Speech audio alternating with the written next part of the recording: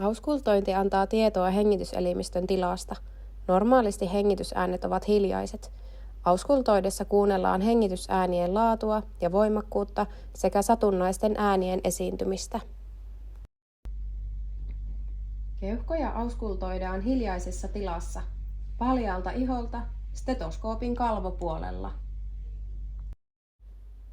Keuhkot kuunnellaan edestä vähintään 4 kohtaa, vuorotellen vasemmalta ja oikealta puolieroja verraten, eli Z-tekniikkaa käyttäen. Selästä keuhkoja kuunnellaan vähintään 6 kohtaa ylhäältä, keskeltä sekä alhaalta lapaluiden mediaalipuolelta.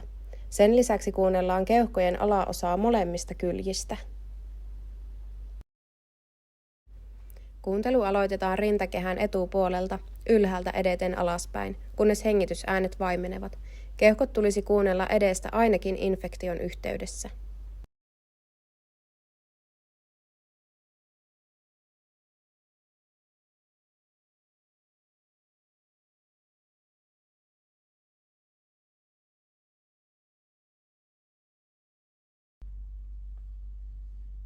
Hengitä syvään sisään ja suun kautta ulos.